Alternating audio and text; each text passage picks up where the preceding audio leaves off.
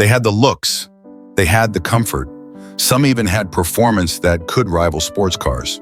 But the world just didn't get them.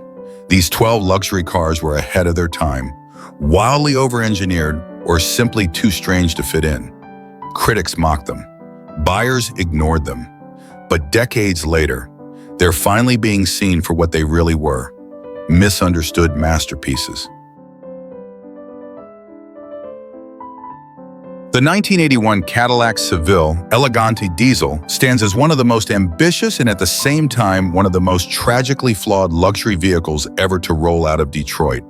It was Cadillac's high-stakes gamble in an era when American automakers were scrambling to redefine themselves. In the late 1970s and early 1980s, European imports, BMW, Mercedes-Benz, Audi, were rapidly gaining ground in the U.S. market, offering buyers a new kind of driving experience: compact yet elegant, efficient yet luxurious, performance-oriented but understated. Cadillac, long the symbol of American luxury, suddenly looked like a relic from another age. So GM set out to reinvent the Cadillac Seville, not just as an American luxury sedan, but as an international contender. The second-generation Seville, launched in 1980, was radically restyled with sharp creases, angular proportions, and a polarizing bustle-back rear that was meant to evoke the lines of classic British cars, especially the Rolls-Royce Silver Cloud. It was an odd fusion: Euro-inspired styling, American scale, and Detroit engineering. But if nothing else, it stood out. And the top-tier trim, the Elegante, was a visual knockout, with its brushed stainless accents, rich leather interiors, and a two-tone paint scheme that made it look more like a yacht than a sedan. But beneath that sharply creased Armani suit exterior was the real headline: the diesel engine. At a time when gas prices were volatile and corporate average fuel economy, CAFE, standards were putting pressure on manufacturers, Giant decided that diesel was the future. Rather than spend the time and money to develop a new diesel engine from scratch, they took a shortcut. They converted an existing 5.7-liter gasoline V8 from Oldsmobile into a diesel. The result was the LF9, a 120 horsepower 5.7L diesel V8 with about 220 lb-ft of torque and one of the worst reputations in automotive history. This engine was a mechanical contradiction. Diesels are supposed to be strong, durable, and reliable, workhorses that can run 500,000 miles with proper maintenance. But the LF9, with its high compression ratios and relatively weak block, couldn't handle the stress. Head gaskets failed regularly. The fuel injection system, built by Rusamaster, was primitive and temperamental. Water contamination in diesel fuel, which was common at the time, often destroyed the system entirely. Cold starts were a nightmare. Even with the factory glow plugs and block heater, it would wheeze and groan in protest. Some owners reported that just starting the thing on a winter morning could take 15 minutes and generate enough smoke to signal ships off the coast of Nova Scotia. But Cadillac kept selling it, marketing it as a fuel-efficient luxury sedan that could sip diesel like a Mercedes, while still offering American levels of comfort and road presence. The mileage was decent, mid-20s on the highway, which was impressive for a car of this size. And when it was running properly, it did offer a quiet and remarkably smooth ride, especially with the Elegante's plush pillowed leather seats, wood grain accents, and rear air shocks that seemed to float over potholes like clouds. Still, most owners came to regret their purchase. Stories abound of drivers getting stranded on cold mornings or dealing with catastrophic failures at less than 60,000 miles. The engine became a financial time bomb, and GM's slow response to the reliability issues only worsened the damage. Lawsuits followed. Warranties were extended, but the reputation was shot. And yet, paradoxically, some owners remained devoted to the car. They loved the styling, the presence, the luxurious feel. The Seville Elegante was the kind of car that looked like it belonged outside a country club, even if it often spent more time on a tow truck than in a valet line. One owner summed up the experience with a mix of affection and resentment. It was like ordering filet mignon and getting mystery meat, but it looked gorgeous in the driveway. That quote speaks to what the Seville Elegante diesel truly represented: aspiration outpacing execution. It was a car built for people who wanted to show they were ahead of the curve. Forward-thinking, stylish, responsible with fuel, but who often found themselves marooned on the side of the road, wondering why their $20,000 Cadillac couldn't run as well as their neighbor's $12,000 Mercedes 300D. Adjusted for inflation, the Seville Elegante diesel would cost well over $70,000 today. For that price, you got a car that was stunning to look at, sumptuous to sit in, and a total gamble to own. If it worked, it felt like something from the future. When it didn't, it reminded you with every sputter, knock, and failure that shortcuts come at a cost. Today, the 1981 Seville Elegante diesel is an extremely rare sight. Most were scrapped, their engines junked, and their bodies scavenged for trim and parts. The 1967 Buick Riviera GS is one of those rare and quietly magnificent cars that exists at the edge of muscle car folklore. A vehicle caught between the elegant restraint of a gentleman's express and the brute force swagger of Detroit performance. By the late 1960s, the American auto industry was running at full volume, churning out pony cars, muscle sedans, and boulevard cruisers in equal measure. Yet the Riviera stood apart, occupying a strange but noble space somewhere between high-style personal luxury and hidden high-speed potential. When the Riviera debuted in 1963, it was GM's answer to the Ford Thunderbird, a bold, clean, almost European-style coupe with hidden headlights, sharp lines, and a deliberate sense of presence. But by 1967, the Riviera had matured into something even more distinctive. That year marked the second model of the second generation, which had debuted in 1996 with a larger, more sculptural body, longer wheelbase, and flowing Coke bottle curves that gave it a sense of forward motion even while parked. It looked like an executive's dream, sleek, powerful, and effortlessly cool.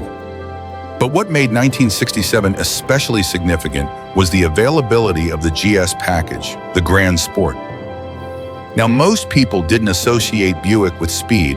Buick was for doctors and professors, people who liked a quiet ride and didn't want to be seen drag racing at stoplights.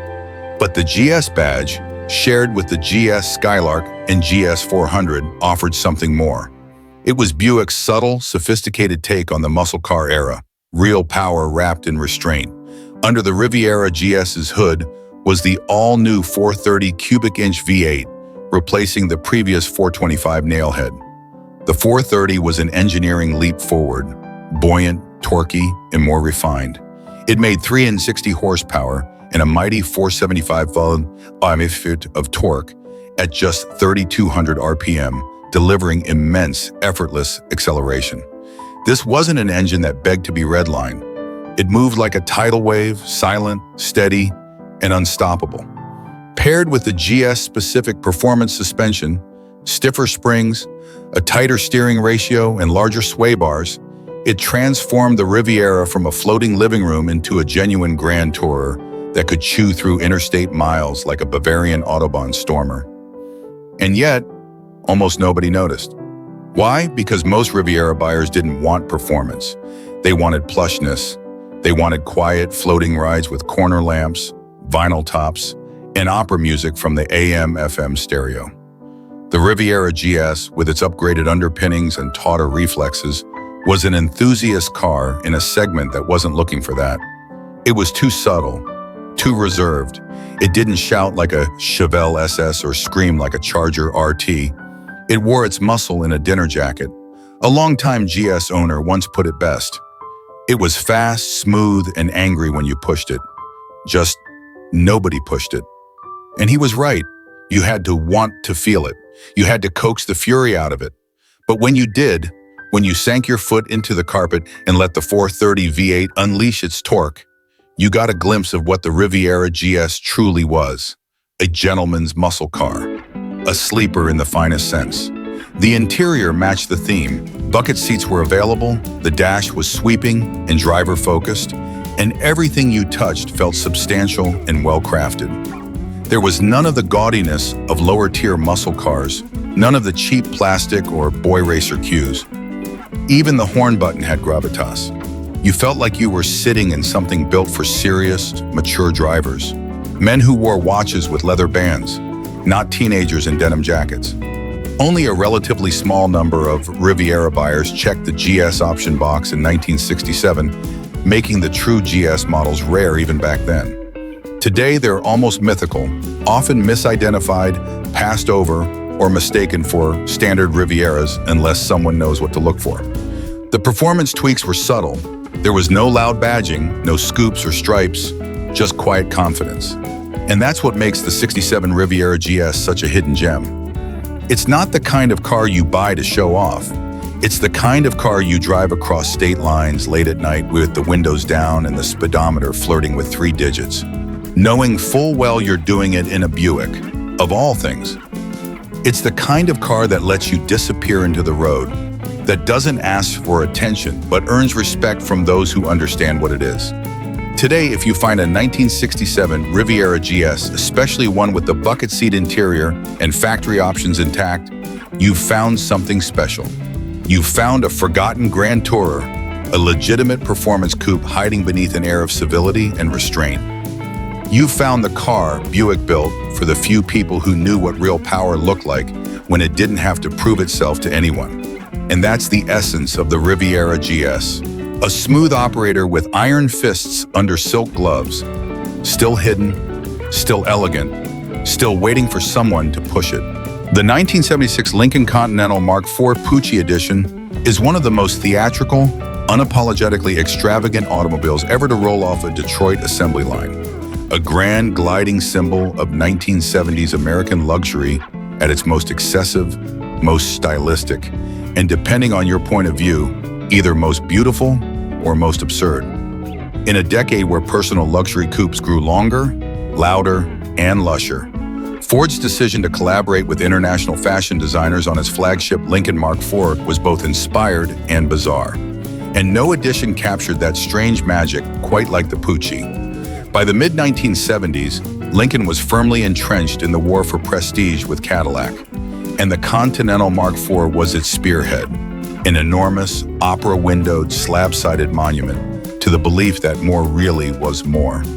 Measuring nearly 19 feet in length and tipping the scales at well over 5,000 pounds, the Mark IV had presence like no other. You didn't so much drive it as command it, steering from a pillowy captain's throne behind a hood the size of a shuffleboard table. And in this world of epic scale and soft ride quality, Ford saw an opportunity.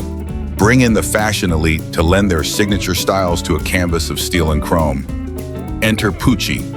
Emilio Pucci, the legendary Roman designer known for swirling psychedelic prints and bold color palettes that graced silk scarves, flowing gowns, and now improbably the interior of a Lincoln. The 1976 Mark IV Pucci edition was the third iteration of this high-fashion collaboration, joining other elite packages like the Cartier, Bill Blass, and Givenchy editions. But where those models leaned toward elegance, the Pucci was full-blown drama. The exterior came dressed in a moody crystal blue moondust metallic finish, with matching painted pinstriping and Pucci's signature appearing discreetly on the opera window. A flourish that said, "This is more than a car, it's an event." Chrome trim was everywhere, around the wheel arches, along the rocker panels, across the massive grille, encircling the classic faux spare tire hump on the trunk, a Mark IV signature so oversized it bordered on parody. And yet, somehow it worked. It wanted to be over the top. It needed to be. But the real Pucci moment happened inside. Open those immense, heavy doors, and you stepped into an environment that felt equal parts Roman Palazzo and Studio 54. The seats were covered in thick velour, so plush you could lose small change in the nap. The color palette inside was a lush medium blue with silver accents, and everything, armrests, headliner, dash pad, was tailored in a style that was almost more lounge than automobile. The dashboard lit up with elegant Cartier-branded gauges, and the ride quality was so floaty you could sip a cocktail in the passenger seat without disturbing the ice. It was, in short, not a car for subtlety. It was a mobile drawing room designed for decadence. Performance? That wasn't the point. The Mark IV Pucci edition was powered by the 460 cubic inch, 7.5-liter Ford V8. one of the largest passenger car engines ever put into mass production. Rated at a smog-choked 202 horsepower thanks to emissions controls, the real number that mattered was torque. Over 350 lb-ft of it, enough to get the Lincoln moving with a majestic surge rather than a jolt. Acceleration was leisurely. Handling was more suggestive than precise. But none of that mattered. You weren't trying to carve canyons in a Pucci Lincoln. You were gliding down the boulevard, turning every head on the sidewalk. Critics at the time were mixed. Some called it tasteless, overdone, excessive. And they weren't entirely wrong. The Pucci edition was ridiculous. It was theater on four wheels. But as one enthusiast put it was ridiculous, and that's exactly what made it special. It didn't shy away from its own identity. It didn't apologize for being extra. It leaned in, and in doing so, it carved out a niche all its own. Today, the Mark IV designer series cars, and especially the Pucci editions, are enjoying a quiet renaissance among collectors of neoclassical Americana. In a sea of homogenized crossovers and muted paint colors, the Pucci Lincoln stands as a glorious relic of a time when cars were about drama, presence, and identity. They weren't ashamed to be seen. They were built to be remembered. Finding a clean example today, especially with original upholstery and intact badging, is a rare treat. These cars were often parked in garages next to mirrored bars and shag carpets, driven sparingly and then forgotten. But now they're coming back into style, not as performance machines, but as rolling art. A 1976 Pucci Lincoln at a car show is guaranteed to draw a crowd, not for its Euro 60 time, but for the unapologetic spectacle of it all. So yes, the 1976 Lincoln Continental Mark IV Pucci edition was big. It was slow. It was padded, chromed, and dressed like a Milan fashion show after a disco party. The 1971 Imperial LeBaron is one of the most quietly spectacular luxury cars to ever roll off an American assembly line.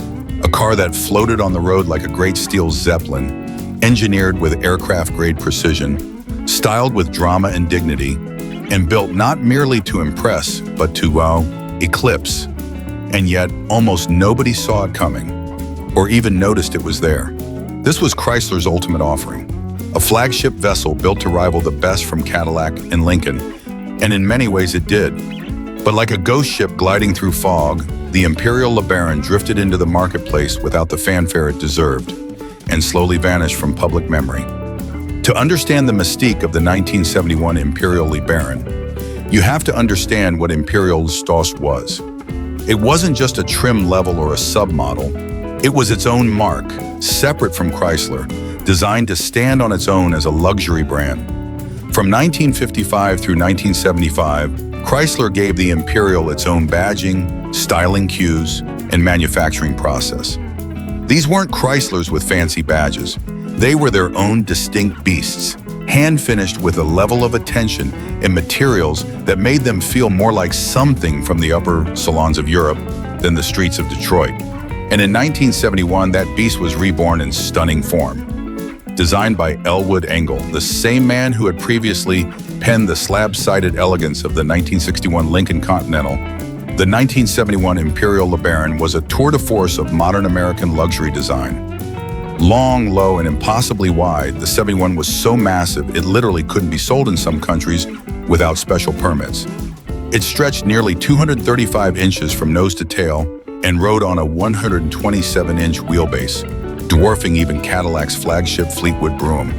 But what truly set the 1971 Imperial apart wasn't just its size, it was its engineering.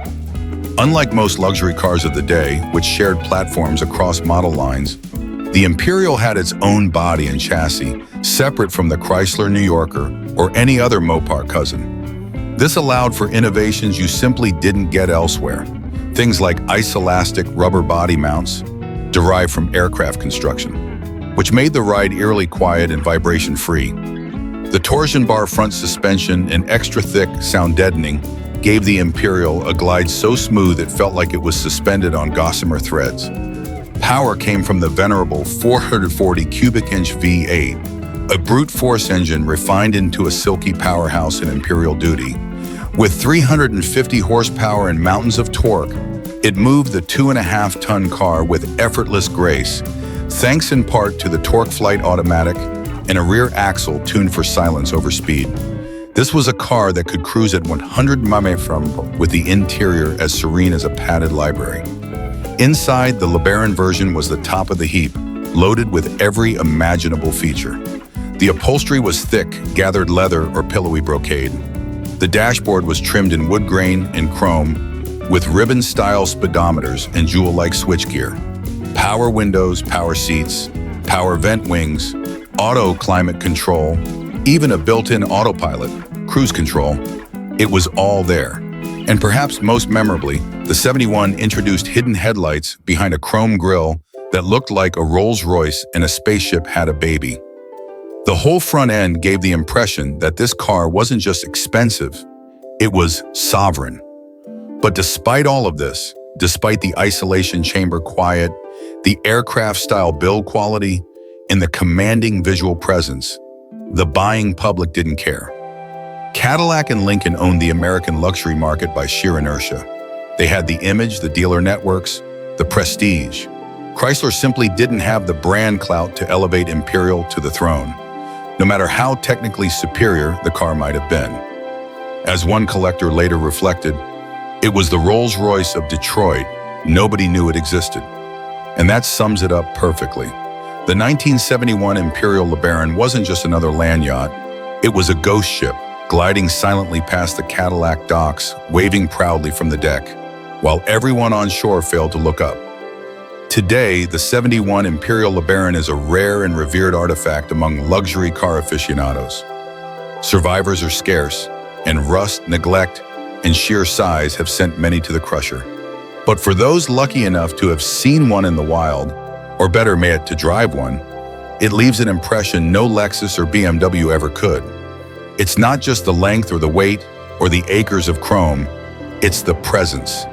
It's the knowledge that this car was built with no compromise, no cost-cutting, no shortcuts. It was meant to be the best, and for a fleeting moment, it was. In the grand pantheon of forgotten luxury, the 1971 Imperial LeBaron sails on, a serene and stately ghost of what American automotive opulence once looked like, and a quiet reminder that sometimes the best things never get the spotlight they deserve. The 1989 Cadillac Allante is one of the strangest, most ambitious, and most misunderstood experiments in American automotive history, a high-stakes transatlantic gamble born in the twilight years of Detroit's global prestige. Imagine this: hand-built Italian bodies, sculpted by the legendary design house Pininfarina, flying across the ocean in the belly of specially modified Boeing 747s, Cadillac's own private air bridge, ferrying sheet metal like crown jewels, only to be mated with Detroit V8s and luxury electronics back on American soil. It was bold, it was bizarre, it was breathtaking, and it almost worked. In the 1980s, Cadillac was in crisis. Once the uncontested king of American luxury, it had fallen behind the curve. BMW and Mercedes-Benz were making inroads into the American market with precision, performance, and a kind of upscale minimalism that made Detroit's padded vinyl roofs and faux wood trim seem old-fashioned. Cadillac needed a halo car, something that could stand toe-to-toe with a Mercedes SL, or at least park next to one without feeling embarrassed. And so, GM greenlit Project Allante. They reached across the Atlantic to Pininfarina, yes, that Pininfarina of Ferrari fame, and asked for help. The Italians would design and hand-build the bodywork in Cambiano, Italy. Everything from the sheet metal to the trim and soft top was assembled with meticulous care by craftsmen in Turin. Then the cars, well, the bodies, were loaded into a specially outfitted Boeing 747 called the Allante Air Bridge and flown 4,600 miles to Detroit's Hamtramck assembly plant. There, the powertrain, electronics, and final touches were installed. The process was logistically insane and economically outrageous, but Cadillac wanted the car to be something extraordinary. And in many ways it was. The Allante's styling was pure Pininfarina, clean, sharp, restrained elegance. It had a low, wide stance, a subtly aggressive profile, and just enough chrome to say Cadillac without shouting. It looked exotic, continental, and utterly unlike anything else Cadillac had ever offered. The interior was loaded with high-end features for the time. Leather everywhere, digital dash, dual-zone climate control, even a cellular phone option. And it had the unmistakable aroma of old-world luxury with new-world ambition. But then, there was the engine. The 1989 model, like its predecessors, was powered by Cadillac's own 4.1L aluminum V8. Rated at just 170 horsepower, it was fine in a DeVille sedan, but in a two-seat roadster meant to rival the 300 HP Mercedes SL or the BMW 635 CSI, it felt sluggish and underwhelming. The Allante wasn't slow exactly, but it wasn't exciting. And that was a fatal flaw in a segment driven as much by emotion as prestige. Worse, early reliability issues, particularly with the complex digital electronics, power tops, and emission systems, soured many owners. Maintenance was a nightmare. Parts were expensive. Service techs didn't know what to do with a car that was half Italian and half Detroit iron. Critics pounced, and while some praised its ride quality, comfort, and looks, the Allante earned a reputation as a beautiful misfire, a jetliner's worth of effort for a coupe that couldn't quite soar. But here's the thing, time has been kind to the Allante. Today, it's not judged by the same ruthless standards of price to performance. It's not held against Mercedes or Porsche on the showroom floor. It stands alone now as a rolling symbol of late 80s optimism, when GM still believed it could go toe-to-toe with Europe by sheer force of will and audacity. The Allante is rare, odd, charming.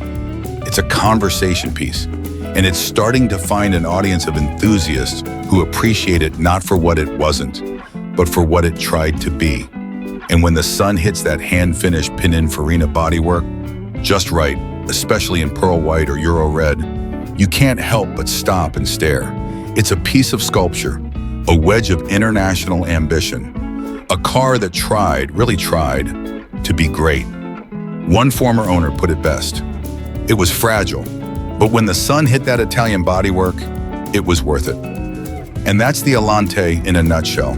Fragile, flawed, fantastically overbuilt.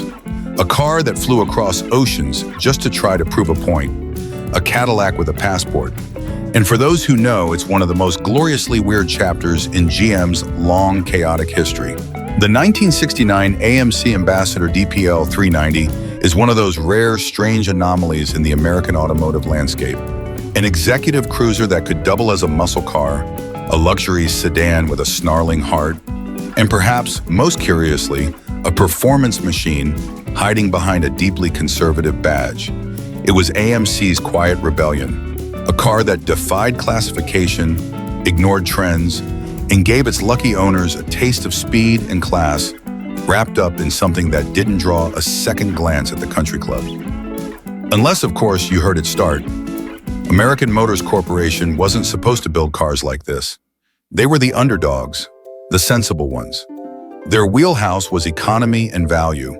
Rambler wagons, budget-friendly compacts, and quirky outliers that appealed to frugal families in small-town America. But by the late 1960s, even AMC couldn't ignore the seismic shift happening in Detroit. Muscle cars were everywhere. The youth market had money.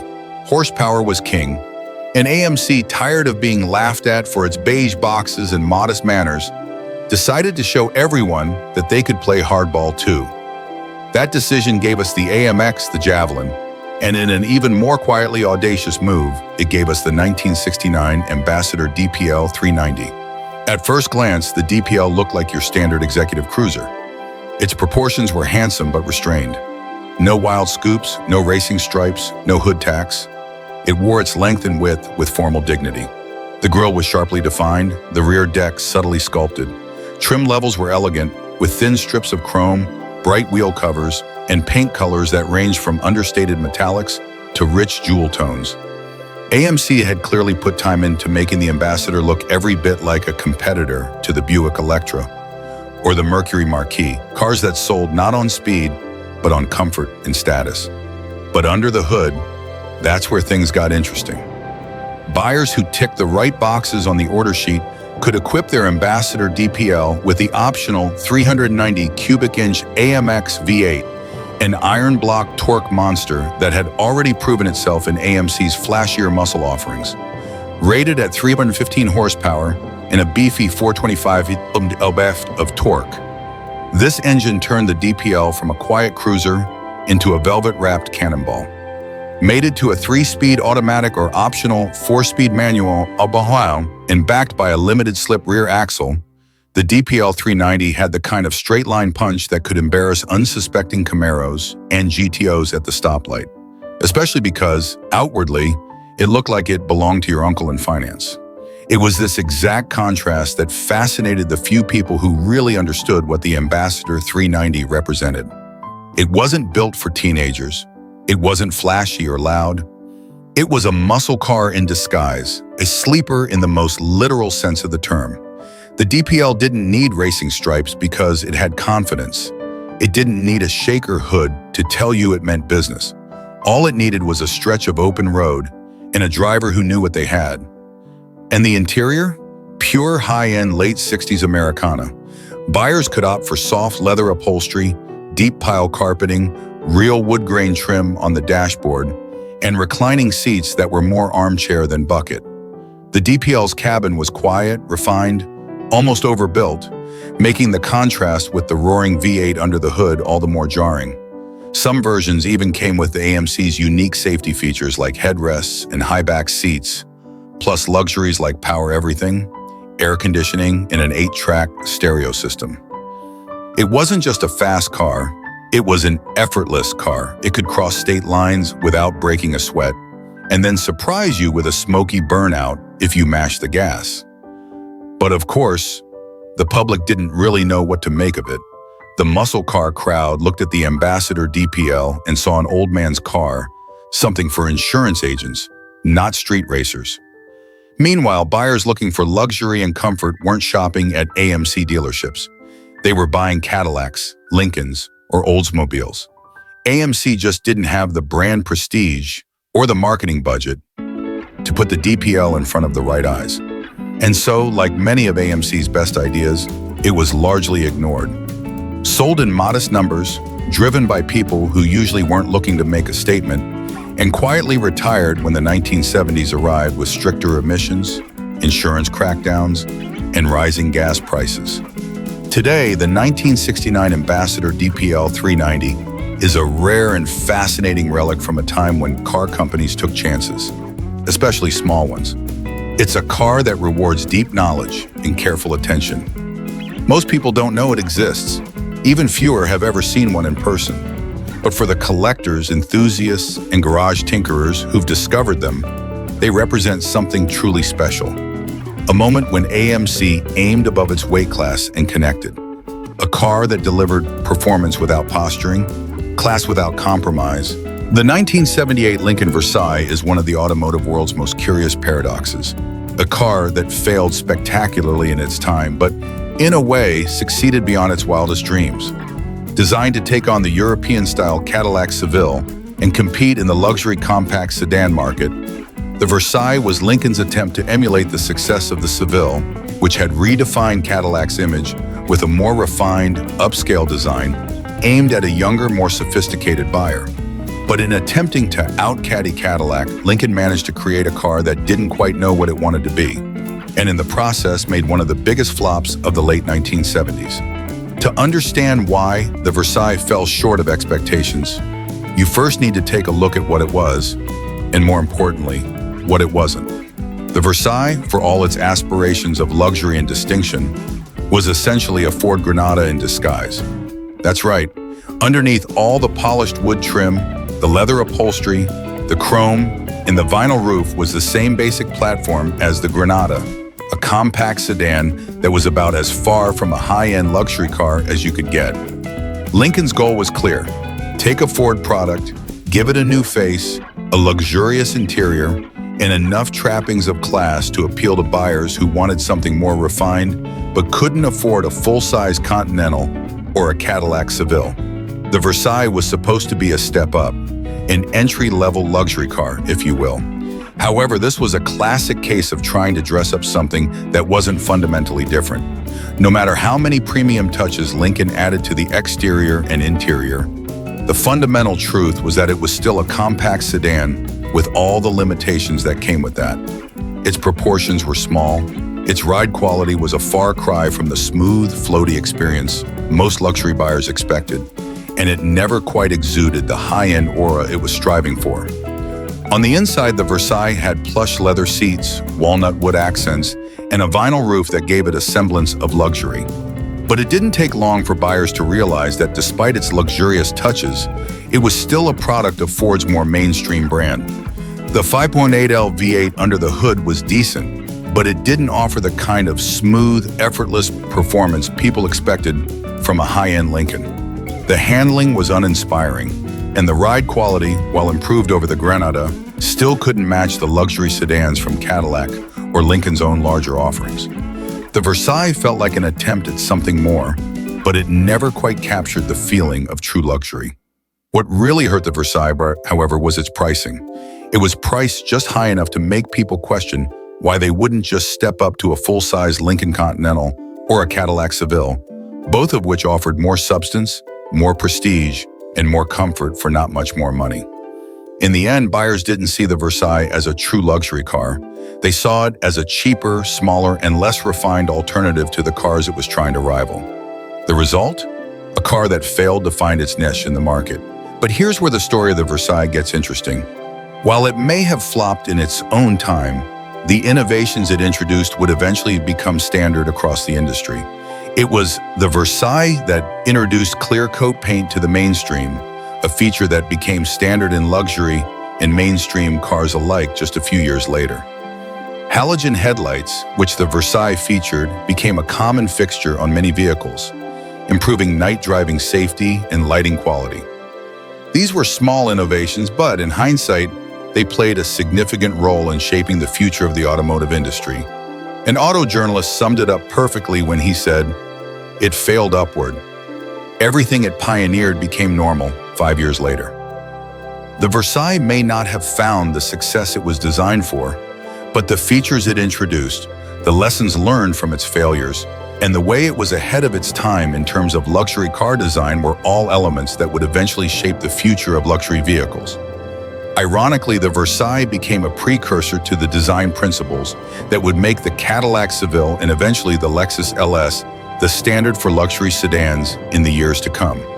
Today, the 1978 Lincoln Versailles is largely forgotten by most, but to those who remember it, it remains a reminder of an era where automakers were still figuring out how to adapt to changing tastes and new demands. It was a car that never quite hit the mark, but it left a legacy of innovation that would have a lasting impact. In the end, it didn't revolutionize luxury cars in the way Lincoln had hoped, but it was an early indicator of the direction the industry would eventually take. The 1957 Packard Clipper Town sedan is a vehicle that embodies the end of an era, a tragic reminder of a once great American luxury marque trying desperately to stay afloat in a world that had moved on. Packard, a name synonymous with luxury, innovation, and prestige for much of the first half of the 20th century, had been on a slow decline for years. By the mid-1950s, the company was struggling to find its identity in a rapidly changing automotive landscape. The 1957 Clipper, in many ways, represents the final gasps of a dying breed, an attempt by Packard to cling to its legacy, but ultimately a swan song no one heard. The Packard Clipper had been around since the late 1940s, and by 1957, the model had become a shadow of its former self. In its final years, Packard was forced to partner with Studebaker, a move that would ultimately mark the death knell for the once proud brand.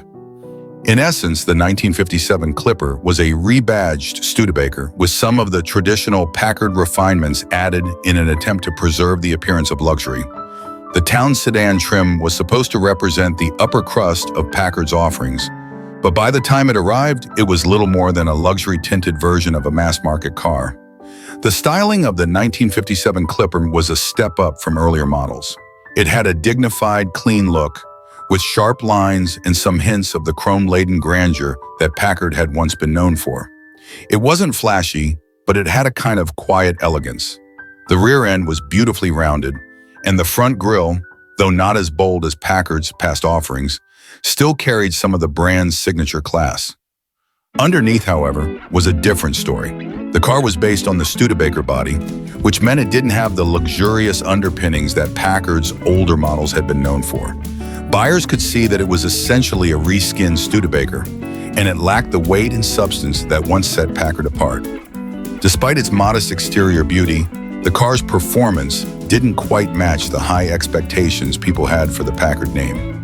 Power came from a 320 cubic inch V8, producing around 275 horsepower. A respectable figure for the time, but hardly the sort of smooth, refined power that had characterized Packard's better days. The Clipper could get you down the road just fine, but it wasn't the effortless, luxurious experience that Packard had once been known for. In terms of handling, it wasn't as graceful as the larger, more expensive models of the past. Yet for what it was, the Clipper was still a decent car, well-built, reliable, and functional. But the problem was that Packard wasn't just any car company. It was supposed to be the epitome of American luxury. And the Clipper, for all its refinements, simply wasn't up to that legacy. Buyers saw through the veneer. The brand's golden years were long past, and the Clipper felt like an attempt to relive those days by dressing up a mass-market sedan. It wasn't just the styling that gave away the car's roots, it was the overall feeling of the car. Packard had once been a beacon of automotive excellence, synonymous with fine engineering and luxury. The 1957 Clipper, however, felt like a shadow of that, a product born out of desperation and necessity rather than a genuine desire to continue a legacy. The irony is that the Clipper was far from a bad car. It just wasn't a Packard. It had decent power, a comfortable interior, and was still one of the better choices in its segment. But it was hard to ignore the fact that it was, in essence, a rebadged Studebaker with some well-intentioned but ultimately hollow refinements. As Packard's swan song, it was a funeral in motion, a once great company's final attempt to hold on to the illusion of its former glory. Today, the 1957 Packard Clipper Town sedan stands as a tragic gem, a car that represents the end of an era for Packard and for the American luxury car market in general. It's a piece of automotive history that is often overlooked and underappreciated, but for those who understand its significance, it's a poignant reminder of what was lost when Packard faded into the sunset. One Packard fan summed it up perfectly. It was a funeral in motion, but at least it had class. The Clipper may have been the last breath of a once great name, but it still carried with it the dignity and elegance that Packard had built its reputation on. It wasn't the luxury car it once could have been, but in its final years, it was still a Packard, and in its own quiet, unassuming way, that still meant something. The 1983 Chrysler Imperial Frank Sinatra edition is one of those curious footnotes in automotive history that, on the surface, seems like little more than a quirky promotional stunt. A mismatched pairing of a legendary crooner and a car that wasn't quite ready for prime time. But like so many oddball cars, it's the kind of vehicle that, despite its flaws, manages to capture the spirit of an era, leaving behind a strange sort of charm that endears it to those who take the time to understand it. By the early 1980s, Chrysler's Imperial nameplate had been through several ups and downs, and the 1981 revival of the Imperial was more of a last-ditch effort to keep the name alive than a serious attempt to compete in the luxury market. The Imperial, in its latest iteration, was a full-size sedan with a heavy emphasis on luxury, except it wasn't particularly luxurious. It was a car that tried too hard to be something it wasn't, with a style that was neither cutting-edge nor timeless, and an engine that was frankly underwhelming for the premium price tag it carried. But in 1983, Chrysler made the decision to take the Imperial one step further with the introduction of a special edition, the Frank Sinatra edition. It was a limited run intended to tie the Imperial to the celebrity icon, with Sinatra's name and likeness splashed across the vehicle in a way that seemed both reverential and somewhat misplaced. The exterior was finished in a deep, elegant blue, a color that was meant to evoke the smoothness and class associated with the Sinatra himself. Matching the color scheme, the car came with a specially designed cassette box featuring Sinatra's greatest hits. The idea was to create a sense of timelessness, as if driving the Imperial would somehow make you feel like you were living in an old-school, Sinatra-esque world of elegance and sophistication. However, reality wasn't quite so glamorous. Under the hood, the Imperial Frank Sinatra edition was powered by a 5.9-liter V8 engine, which, though adequate, wasn't the powerhouse you might expect from a car carrying the Imperial name. It had just 140 horsepower, which, by 1983 standards, felt a little underwhelming for a luxury sedan that was supposed to carry an air of prestige. The performance was sluggish, with a ride that was soft but not particularly inspiring. It was, in essence, a car that looked the part but didn't quite deliver on the promise of power or sophistication that its name suggested. But it wasn't all bad. The interior, while not as opulent as some of its competitors in the luxury sedan market, was comfortable enough, with plush velour seating and a general air of mid-1980s decadence. There were plenty of bells and whistles, power everything, air conditioning, and a sound system that came ready to play those Sinatra tunes in style. It wasn't the most refined cabin, but it was spacious, and for many buyers, that sense of comfort was enough. What made the Frank Sinatra edition unique, though, wasn't just the odd pairing of celebrity and automobile. It was the sense of personality that Chrysler tried to imbue into the car. Yes, it was a bit ridiculous, and yes, it was overpriced for what it was, but in a way, that made it even more interesting. Chrysler had taken a car that wasn't exactly setting the world on fire and tried to create an identity for it, using Sinatra's larger-than-life persona to elevate the Imperial into something more than it had any right to be. It was, in a sense, a car that was trying to be something it wasn't, just like the man it was named after. A crooner who had once pushed the boundaries of music and culture, and yet, by 1980, was seen as a nostalgic figure rather than a revolutionary one. As with many cars of its era, the 1983 Chrysler Imperial Frank Sinatra edition never achieved the success its creators had hoped for. Few were made and fewer still survive today. It was a misstep in the larger scheme of Chrysler's automotive offerings, but in its failure, it also left behind a vehicle that is oddly endearing to collectors and enthusiasts. The car's combination of tacky marketing, outdated technology, and a slightly out-of-place celebrity tie-in seems, in hindsight, to embody the 1980s in a way that other cars from the era simply don't. It's a car that people laugh at initially, but as many who've had the chance to sit behind the wheel will tell you, it's a car that starts to make sense once you experience it. One classic car showgoer summed it up perfectly when they said, "People laugh at it until they sit in it, then they understand." It's a strange paradox. The Imperial Frank Sinatra edition wasn't the luxury car it pretended to be, and it wasn't the powerhouse that people expected from a full-size sedan, but it had a certain soul to it. It wasn't the greatest car of its time, nor was it the best pairing of car and celebrity, but it was undeniably there. The 1970 Cadillac Calais is one of those hidden gems in automotive history, an entry-level Cadillac that offered all the luxury, size, and presence of its more prestigious DeVille counterparts, but without the flash and frills that often come with Cadillac's top-tier models. While it may have been overshadowed by the more expensive offerings in Cadillac's lineup, the Calais was in many ways the purest expression of what Cadillac was all about. Refined comfort, a smooth ride, and a sense of prestige. Yet for all its qualities, the Calais never quite got the respect it deserved. In the 1970s, Cadillac's reputation was built on its big, opulent sedans, cars that were the very definition of luxury. The DeVille was the crown jewel, offering every bell and whistle a buyer could ask for, with the latest technology and lavish interiors. But there was also the Calais, which stood as Cadillac's entry-level model, designed for buyers who still wanted the Cadillac experience, but didn't necessarily need all the top-tier amenities. It was essentially Cadillac's answer to customers who wanted luxury without paying for the full luxury package. But here's the twist. Despite its status as an entry-level model, the 1970 Calais still had the heart and soul of a full-fledged Cadillac. The car retained the brand's hallmark qualities, its massive size, its cushy ride, and its road presence. At nearly 19 feet long and weighing over 5,000 pounds, the Calais commanded attention on the road. It was a car that made a statement, even though it lacked some of the high-end details that typically defined a Cadillac. In terms of performance, the Calais was powered by Cadillac's tried-and-true 472 cubic-inch V8, the same engine found in the DeVille. It produced 375 horsepower, more than enough to move this large sedan with effortless power. The ride was soft, smooth, and quiet, thanks to Cadillac's impeccable suspension engineering.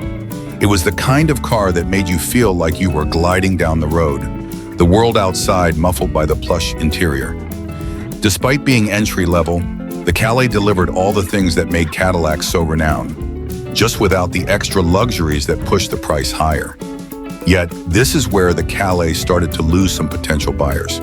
It didn't have power windows or a vinyl roof, which were considered standard luxury touches in the higher-end Cadillac models. The interior, while still comfortable and spacious, wasn't as opulent as the DeVille's. There were no fancy leather seats or intricate wood trim, just basic luxury by Cadillac standards. To many, these omissions were a deal breaker. The Calais was a Cadillac without the nameplate's signature details, and for a lot of buyers, that was simply not enough. They wanted the full Cadillac experience, and for that, they turned to the DeVille, which offered more features and a stronger sense of prestige. But the Calais wasn't meant to compete with the DeVille. It was designed for those who wanted the Cadillac ride and presence but didn't care about impressing others with unnecessary luxury. As one Cadillac purist aptly put it, it was a Cadillac for people who didn't care about impressing anyone but themselves. It was the kind of car that was made for people who valued comfort, quality, and understated luxury over the desire to show off. It didn't need power windows or the vinyl roof to convey its status. It had the soul of a Cadillac, and that was enough. Today, the 1970 Cadillac Calais remains one of the more overlooked models in Cadillac's history. It didn't have the flash of the DeVille, nor did it carry the weight of the brand's most luxurious offerings.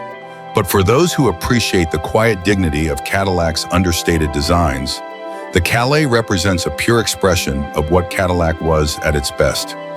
It was a car made for those who truly understood what Cadillac was all about. Not the nameplate, but the experience of driving a finely crafted American luxury sedan. It may not have been the most glamorous or the most adorned, but it was, in its own way, the most honest of the bunch. The Calais, with its clean lines and no-frills luxury, is a reminder that sometimes the best things in life aren't the ones that are meant to impress others. They're the ones that quietly deliver comfort and quality to those who know how to appreciate it. It may not have garnered the same respect as its more prestigious counterparts, but for those who got it, the 1970 Cadillac Calais was everything a Cadillac should be. The 1980 Buick Riviera Turbo stands as one of the most curious and underrated muscle cars of its era, an experiment that was way ahead of its time, yet misunderstood and lost in the shuffle of an era dominated by excess and refinement. It was Buick's bold attempt to bring performance into a car that was traditionally known for luxury and comfort, but it wasn't quite ready for the world it found itself in. As a result, the Riviera Turbo became a diamond in the rough, a muscle car dressed in a luxury sedan smoking jacket, powerful, unique, and confusing to those who encountered it. By the early 1980s, Buick had already established itself as the go-to brand for quiet, smooth-riding sedans. But with the increasing popularity of performance models like the Pontiac Trans Am and Chevrolet Camaro, Buick wanted a piece of the action. So instead of following the crowd, Buick did something truly daring. They took their luxurious Riviera, an elegant full-size coupe, and dropped in a turbocharged 3.8L V6, a move that would lay the groundwork for what would later become the infamous Buick Grand National. But in 1980, the Turbo Riviera was not yet the legend it would eventually become. It was a car that struggled with identity, execution, and marketing. Under the hood, the Riviera Turbo's 3.8L V6 was a technological marvel for its time. The turbocharged engine produced 190 horsepower, a respectable figure for the era, especially for a car that wasn't traditionally seen as a muscle machine. The car's performance was immediately noticeable, with a surprising amount of grunt that made it feel more like a performance vehicle than the plush cruiser the Riviera was known for. However, it wasn't without its quirks. The early turbocharged engines were plagued with turbo lag, a delay between pressing the accelerator and the turbo kicking in, which made driving it a bit of an odd experience. Until the boost came in, the car felt slow, almost lethargic, like a lion caught napping. But once the turbocharged boost kicked in, the Riviera Turbo transformed. The car would surge forward, its exhaust notes shifting from a soft murmur to a distinctive whistle as the turbocharger spooled up, launching the Riviera into an unexpected burst of power that rivaled some of the more established performance cars of the day. But this odd mix of smoothness and sudden surges left many drivers confused. The car didn't quite know what it wanted to be.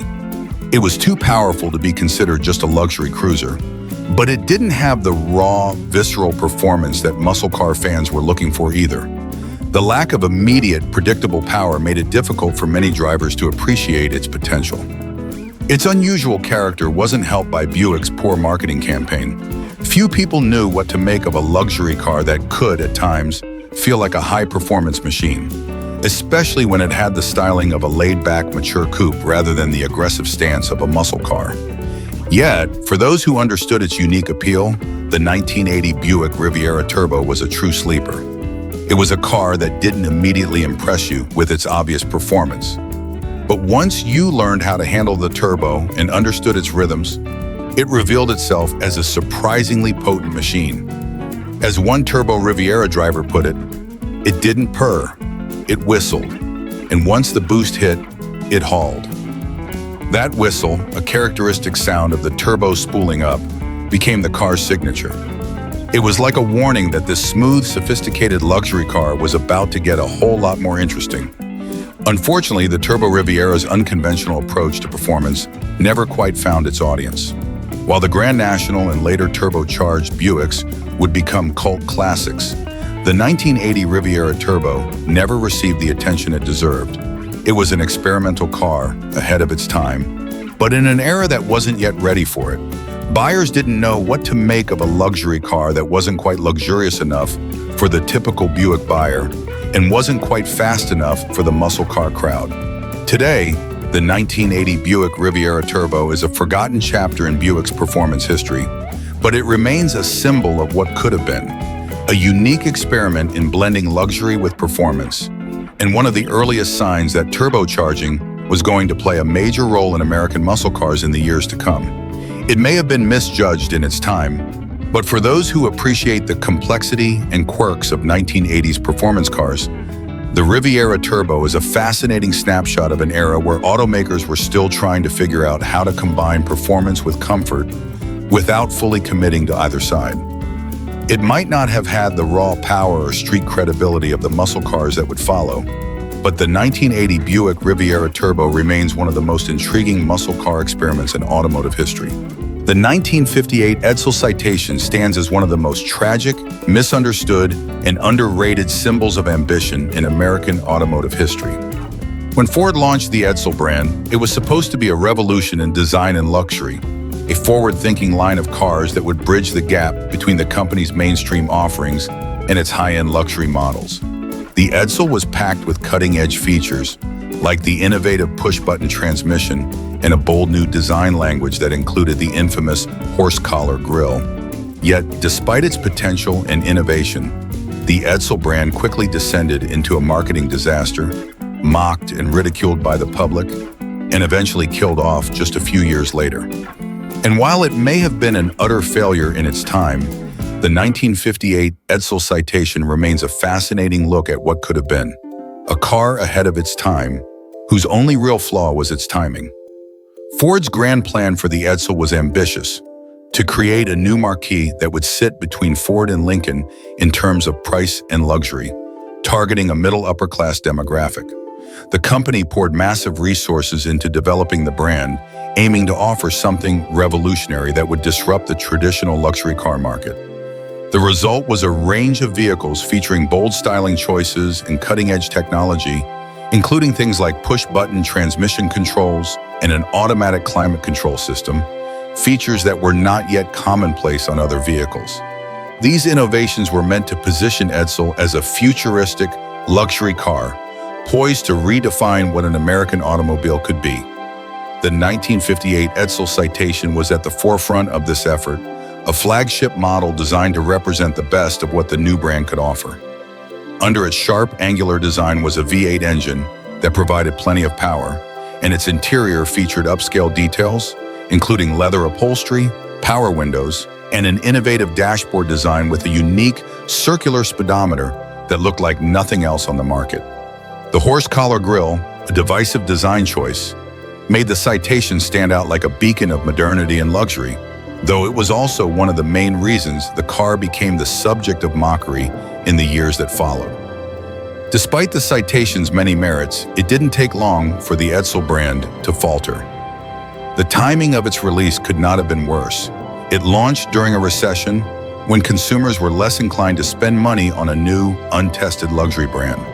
Worse yet, the country's economy was in the midst of a downturn, and Ford's lavish marketing campaign for the Edsel, which promised innovation and luxury, only served to create a sense of disappointment when the cars didn't live up to the exaggerated expectations set by the advertising. Adding to the Edsel's problems was the highly publicized failure of its first-year production run. Quality control issues, problems with parts, and issues with dealer support turned many potential buyers off. The push-button transmission, a major innovation at the time, was confusing to some drivers who preferred traditional gear shift levers. The grille, which had been designed to make a bold statement, was derided for its odd shape and size, earning it the unfortunate nickname horse collar and reinforcing the public's negative perception of the brand. By the time the 1958 Edsel Citation arrived, the damage had already been done. The Edsel brand had become a punchline, and it didn't help that the Citation, despite being a fantastic luxury car in its own right, had been lumped in with the rest of the Edsel failures. The car was innovative, it was powerful, and it had the luxury features that would have made it a true contender in the upper market, but it never had the chance to prove itself. Ford's ambitious venture failed not because the car was bad, but because the market was not ready for it. The recession had dampened demand, the car's bold styling alienated traditional buyers, and the brand's botched launch ensured that it would always be seen as a failure.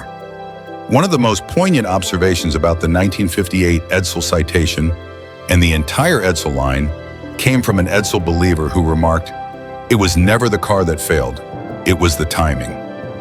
This sums up the tragedy of the Edsel brand perfectly. The Citation was a car ahead of its time, full of innovative ideas that, had they been introduced in a more favorable climate, could have set the tone for future luxury cars.